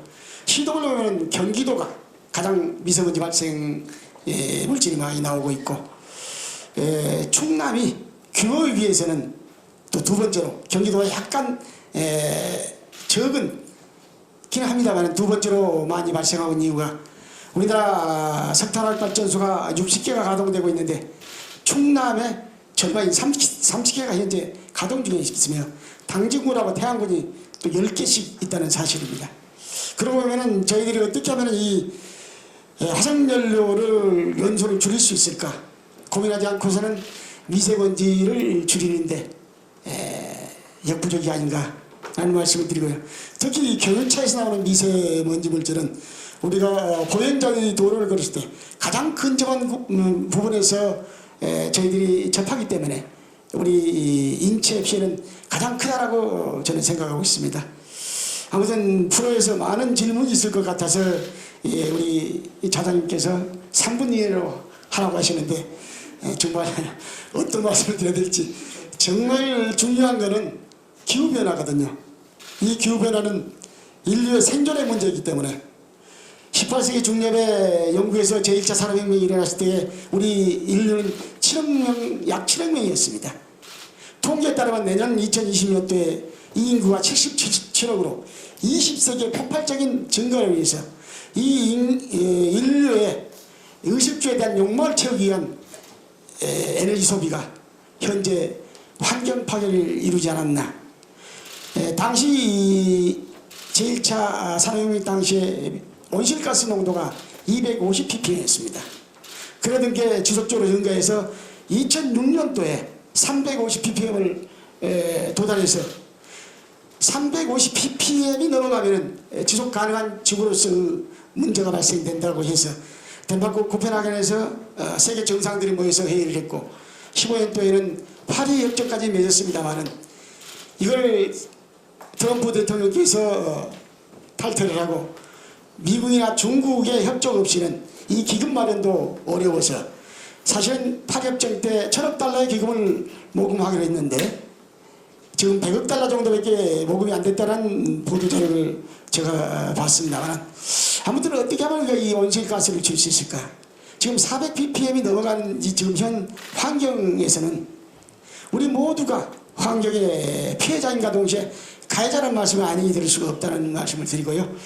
아무튼 우리 미세먼지 대책은 아무리 강조해도 지나치지 않다는 말씀과 어울려서 미세먼지가 이제는 이제 사회적 재난으로 담겨져 있지만은 이 또한 해결해야 할 문제가 매우 많다는 말씀을 우리 중앙부처가 오셨기 때문에 좀 더 고민해보자는 말씀을 드리고요. 아무튼 이러한 미세먼지에 대해서는 정부에서 할 수 있는 일, 또 지방정부에서 할 수 있는 일, 또 국민이 함께 공감하고 해결해야 할 수 있는 일, 이런 부분들이 매우 중요하지 않겠는가. 특히 중앙정부에서 주도하는 것보다는 저는 지방정부가 주도해 나가야 되지 않느냐.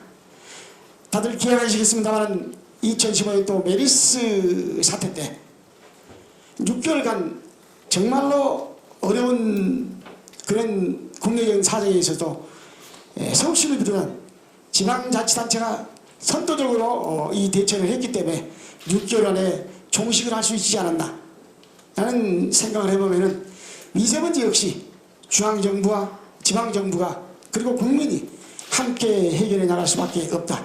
그 중에서도 지방정부 역할이 매우 크다라는 말씀을 드리면서 마치겠습니다. 이상입니다.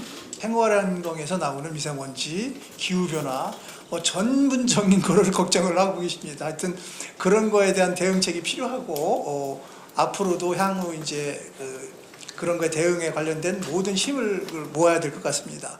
대기오염을 뺀 수질오염이나 폐기물오염은요 눈에 보여요.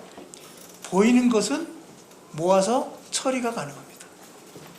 대기오염은 공기오염은요 모아서 처리가 불가능해요.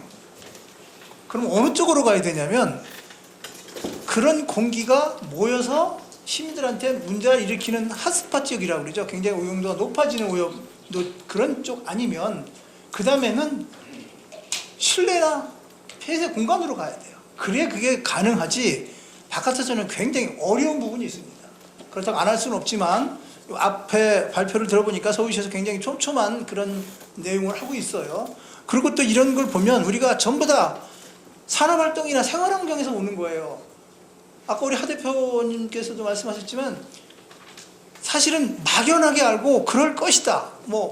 대부분이 이 정도예요. 그러니까 이런 교육이나 이런 게 굉장히 필요한 부분이 있거든요. 그래서 그런 것도 앞으로 아마 이런 행정당국에서 많이 검토를 해주셔야 될 것으로 믿고요.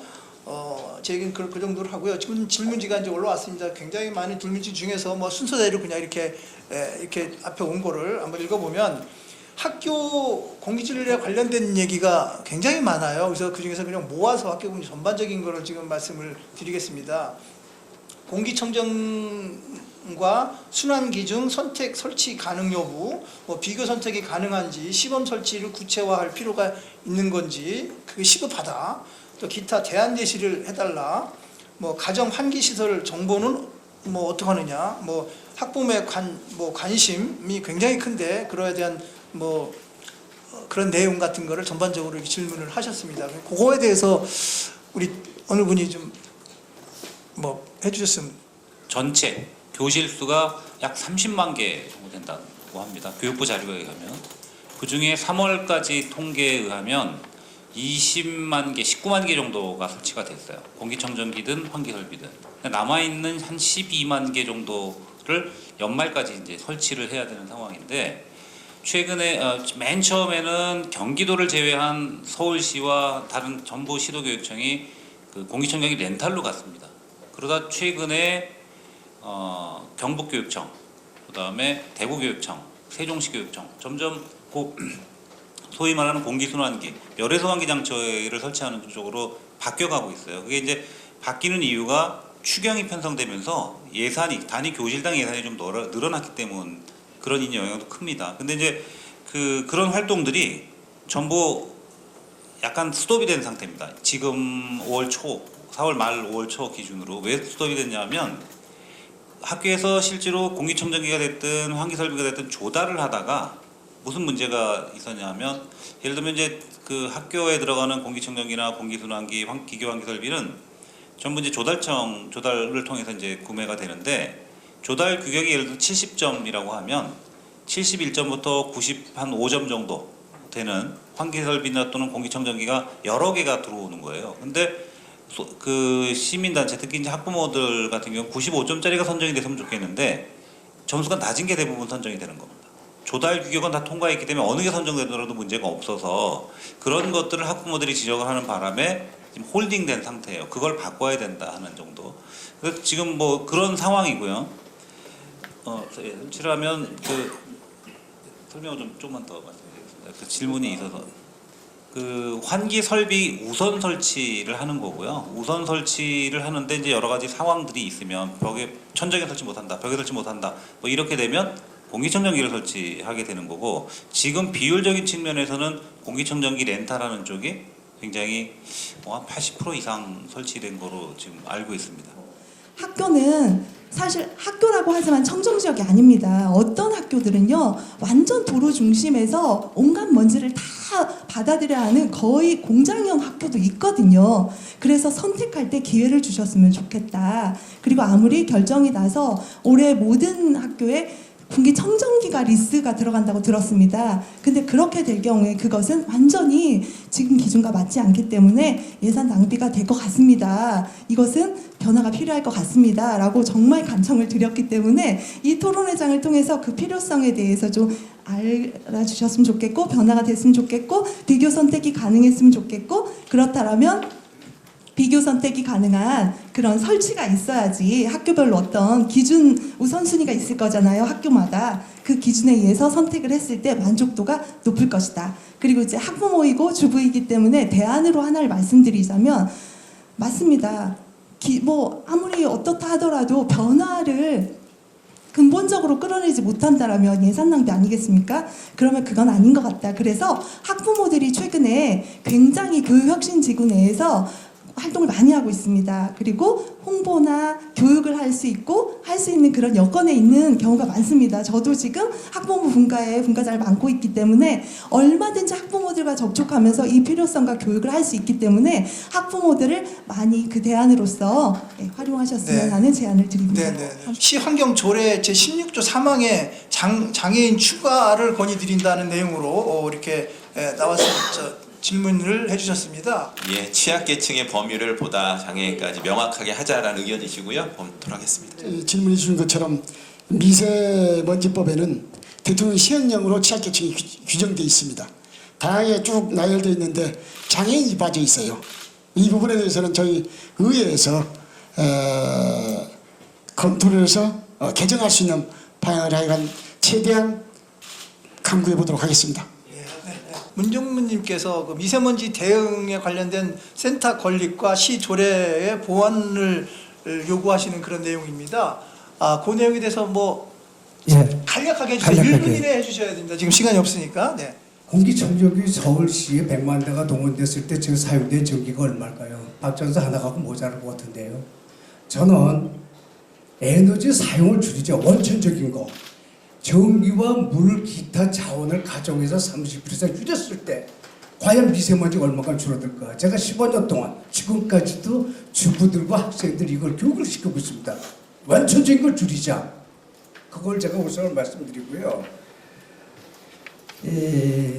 현재 각 단체나 학교에서도 그렇고 학자들께서도 미세먼지 대응에 대해서 여러 가지 의견이 다 틀리고 있습니다. 전부 일어나는 게 하나도 없어요.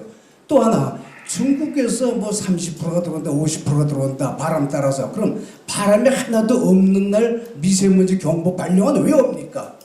바람이 전혀 없어요. 이런 날 미세먼지 경보가 발령됐습니다.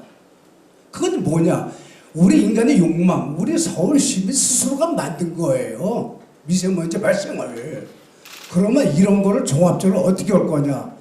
그냥 정부, 환경부는 서울시나 찔끔찔끔 발표하는 거 하지 말고 미세먼지 위기 관리 대응 센터를 건립하자 이겁니다. 냉난방의 기능을 개선하는 복합 공주기 필요성 내지 그런 인식하고 있는지에 대한 거, 미세먼지뿐만 아니라 이산화탄소 관리도 중요합니다. 그에 대한 대응책은 무엇인지, 또 환기 시설이 시행된다면 공공주택 환기 시설의 문제 같은 거를 전반적으로 또 짚어주신 분도 계셨고, 또 여러 가지 또 이것도 이제 환기 시설 청소 문제, 여러 가지 그런 문제를 짚어주신 뭐 다양한 의견들이 몇 가지 굉장히 많이 있는데 이거를 다 오늘 여기서 듣고 하기는 좀 너무 어려운 부분이 있습니다. 그래서 지금 오늘 여기 질문해 주신 내용하고 말씀하신 내용하고 오늘 발표한 내용을 그대로 우리 김재리 의원님한테 보내고 또 해당 관서에 다 보낼 테 보내서 가능한 한 의견이 이렇다는 것을 알려드리겠습니다. 참고적으로 저는 이제 마무리를 질 수밖에 없습니다. 시간이 됐기 때문에. 그래서 저는 이런 생각을 하고 오늘 그 발제를 듣고 다 쭉 보면서 무슨 느낌을 들었느냐면요. 이제는 어느 한 환기시설이면 환기시설 하나, 청정기면 청정기 하나, 이런 쪽으로 가면 저는 안 된다고 생각을 해요. 복합적으로 모든 과학기술이 같이 함께 가서 해결을 해야 된다는 생각을 계속 하고 있고요. 그때 융합적으로 가야 됩니다. 그러면 사회도 마찬가지예요. 관도 마찬가지. 관도 지금 오늘 보면 행안부도 오셨고 환경부도 오셨고 지자체도 왔고 다 왔지 않습니까? 이렇게 같이 와서 같이 융합으로 해야 되는 거고 거기에 시민단체나 시민들이 같이 해야 되고 또 거기에 가장 필요한 또 그런 것이 나오면 그거에 대한 결론이 또 필요한 부분이 또 있습니다. 그다음 그 국민들에 대한 어떤 교육 내지는 홍보를 어떻게 할 건지 이런 것도 필요한 부분이 오늘 굉장히 많이 도출이 됐습니다. 이런 전반적인 내용을 전부 다 알고 계시기 때문에 여러분들도 다 이해하셨다고 생각을 하시고 마지막으로 한 사람 정도를 공조기의 필요성을 인식하고 있는지에 대한 답변을 듣고 싶습니다라고 했고요. 두 번째는 최근 6년 이내에 냉난방기를 교체한 학교의 경우 방진망, 냉난방 실내기 기능성 필터 등을 적용하여 한정된 예산으로 많은 학교에 실제 공기질 개선이 되는지에 대한 실증 테스트를 위하여 학교 보건실과 교실 1실에 적용하여 검증하여 주실 것을 제안드리는 이유는 저희는 그 대학법인이기 때문에 그 유치원서부터 그 초등학교, 중학교, 고등학교, 전문대, 대학교가 있는 법인입니다. 제가 오면서 검토를 해봤더니 전부 다 냉난방기를 교체를 이미 시기가 지나 있는 학교가 대부분이었습니다. 특히 초등학교, 사립초등학교인 경우에는 앞으로 계속적으로 공립학교에 비해서 계속 시설이 열악해지고 있습니다. 그래서 저는 질문 첫 번째, 냉난방기 기능을 개선한 복합공조기, 즉 이 복합공조기 한 대에 냉난방 효율은 더 향상이 되고 공기청정기는 2대 반이나 되는 80평형이 내장되어 있고 그 다음에 공기 정화 장치, 전열 교환기를 통해서 에너지는 뺏기지 않고 환기가 되는 그리고 마지막으로 그 학생들 면역력 증진에 더운 겨울에 가습의 필요성이 있습니다. 별도로 한번 따로 얘기해 그렇게 주시면 하시는 게 좋을 것 같고요. 아마 시의회에서 해당 부서에 모든 것을 다 연결을 해서 통보도 하고 아마 제공도 할 겁니다. 그리고 필요한 부분이 있으면 뭐 조례까지도 이렇게 추진을 하신다고 말씀을 아까 하셨으니까 그쪽으로 잘 될 거로 하시고 그렇다 치더라도 아마 여기 여러분들이 꾸준히 관심을 가지시고 시에 애착도 갖고 우리 서울시나 또 행자부나 환경부에 오시는 분들을 쪽하고 잘 이렇게 지원을 해주셔서 이런 모든 것이 잘 될 수 있게끔 여러분들의 힘이 아마 필요할 그런 상황이 되겠습니다. 여러분들 오늘 긴 시간까지 뭐 2시간 동안 꼼짝도 안 하시고 이렇게 계속 이렇게 해주신 거 너무 감사의 말씀을 드리고요. 우리 위원님 마지막으로 영광을 해주시죠. 그러고 나서 끝을 내겠습니다. 네. 예, 감사합니다. 이 정권 교수님 토론을 잘 이끌어 주셔서 거듭 감사드리고요. 특히 우리 하지원 대표님은 7대 서울시 의원님이셨고 또 환경수잔에서 의정활동을 하셨습니다. 저하고는 다른 곳에서 또 이렇게 문제를 가지고 의논도 여러 번 했습니다만은 하여간 이렇게 뵈서 반갑고요. 특히 우리 멀리서 와주신 배동현 행정안전부 기획재난대응 서기관님과 김영우 환경부 대기 정책과장님께 정말로 먼 길 오셨다는 말씀을 드리고 고맙다는 말씀을 거듭드립니다. 그리고 프로에 계시는 우리 시민 여러분들께서는 정말 공사가 다 망하실 때도 불구하고 끝까지 함께 참여해 주셔서 정말 고맙다는 말씀을 거듭 드립니다. 대단히 고맙습니다. 감사합니다. 네, 박수 치겠습니다. 네, 수고 많이 하셨습니다. 네. 하나, 둘, 셋, 화이팅! 화이팅!